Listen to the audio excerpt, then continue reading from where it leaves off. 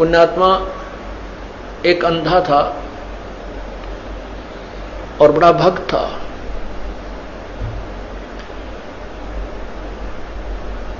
बड़ी साधना करा करता था। एक बार उसको दस्त लग गए, पेचिस लग गए, उसको लूज मोशन हो गए। और लूज मोशन इतने हो गए, उम्र भी उसकी अच्छी हो गई थी, 60-70 के आसपास।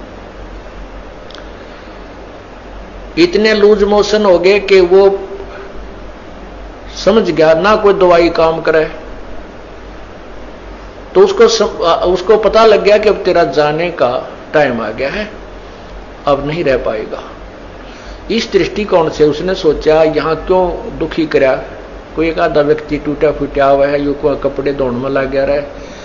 तो उसने सोचा कि जंगल में जाकर के शरीर को त्याग दूंगा, वहीं मर जाऊंगा, 1-2 दिन में भूखा प्यासा, दस्त लगी रहे हैं, खत्म हो जाऊंगा और वहां इस शव को कोई पशु पक्षी खा पी लेंगे, उसको उनका उद्धार हो जाएगा।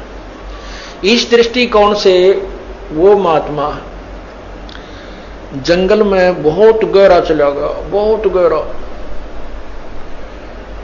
और मेन रास्ते से भी हटकर जानबूझकर ऐसे सर्प तरफ निकल गया, नो लाठी के लालू का कुत्ती जंगल के बीच में, वहां कहीं आसपास कुछ भी को नहीं। वहां जाकर बैठ गया। अब वो बैठा था, थोड़ी सी देर हुई थी, इतने में एक बालक आया 5-7 साल का, वर्ष का। उसने कोई आधा घंटा होया होगा बैठे ने। वो कहने लगा, बाबा आपको लगता है आप बीमार हो? कहां भाई बीमार हूं बेटा। आप कहां से आ गए? यहां बच्चे को बोला, बोला यहां हमारा मकान है, यहां हमारी आश्रम है, हमारा घर है यहां पर थोड़ी सी दूरी पे। और बाबा ले ये खिचड़ी खा ले, आपको दस्त लगे हैं, मेरी मां ने बना के दी है, रोटी खा, अब खिचड़ी खा लो। वो बोला, ओ बेटा ला, भूख लगी है। अब बाबा उस सूरदास ने वो खाना खा लिया, खिचड़ी खा ली। वो खिचड़ी खाते ना दस्त रहे और पेट भी भर गया। तो उसने शुक्र मनाया, परमात्मा बड़ी दया करी आपने,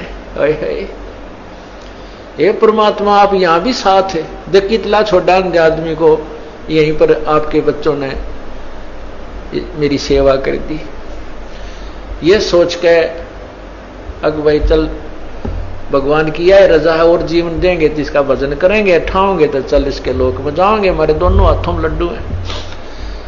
तो इतने में कुछ देर में वहां उस लीला परमात्मा की ये भेड़ बकरियां वाले आ गए और उनकी एक भेड़ बकरी की तरह लगी। उसने ढूंढते ढूंढते उस घोर जंगल में पहुंच गए। वो बाबा जी लौट रहा वहां पर। वो कहने लगे, महात्मा तू यहां कैसे आ गया? वो बोला, भाई आ गया, मैं ऐसे ऐसे बीमार था और यहाँ एक भगवान आत्मा का घर है, उसने बिरानी की ऐसी दया करी, कोई खिचड़ी सी बना कर दी, मैं ठीक हो गया, मेरे दस्त लाग रहे थे। वो गडरिये जो थे वो उसके मुंह का ना देखें, महात्मा उस सूरदास के मुंह की तरफ, कि क्या कह रहे हो, यहाँ कौन है, किसका घर है? और उसके पास क्या था, वो जो प्लेट लाया था, थाली जिसमें खिचड़ी लाया था डाल के, जब उस महात्मा ने वह खिचड़ी खा ली, वो आवाज लगा रहा था, बेटा अपनी यह थाली ले जा, बेटा थाली ले जा। उधर से वो गडरिये आ गए, जो वो रट लगा रहा था। तो गडरिये बोले, बाबा किसको आवाज लगा रहा तू?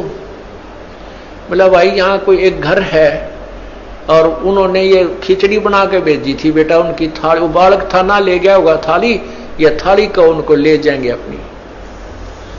वो कहने लगे, बाबा जी तू यहाँ कैसे आ गया ऐसे घोर जंगल में? यहाँ ना कोई घर है, यहाँ से 5-7 कोस तक कोई गांव भी कोई ना, तू घर की बात करे, यहाँ कोई घर नहीं है।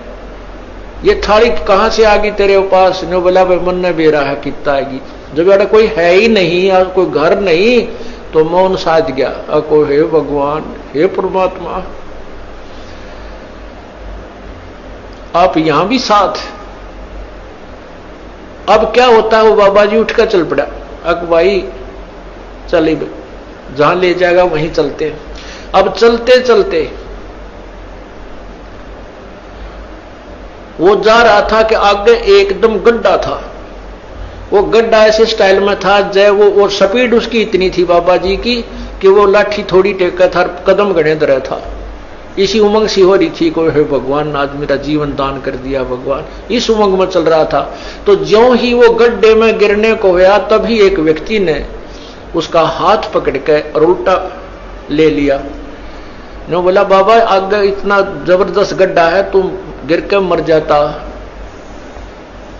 वापस हो ले, ये रास्ता ठीक नहीं। तो उस संत ने उसके बचाने वाले का पैर पकड़ लिया, नो का नो नीचे एकदम पैरा में गट गया। नो बोला परमात्मा जब तक निकल गए थे मेरे हाथ से, आज नहीं छोड़ू तेरे, जब तुम वो पहचान नहीं सका आपको आज नहीं छोड़ू, मन मत बकावे। नो बोला बाबा क्यों मेरे घर पड़ गया, मैं तो एक राह चलता आदमी हूं और ये तो सूत बैठ गया, तू मर रहा हो, मैं भगवान ने भेज दिया यहां तेरे को बचाने के लिए। नो बोला ना, एक बार धोखा खा सके, सूरदास दूसरी बार नहीं। और फिर उसने छुटा लिया वो पैर हाथ, नो बोला छोड़ तू मेरे गले पड़ गया।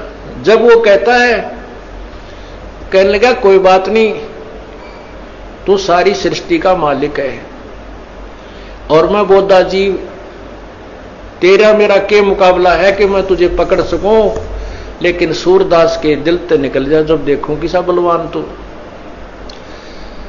नो बोला हीना जान के कमजोर निर्बल जानो और पैर छुटा गया है, अति बलवान तू है, सर्वशक्तिमान तू, लेकिन सूरदास के दिल ते निकल जा जब जानू किसा बलवान तू।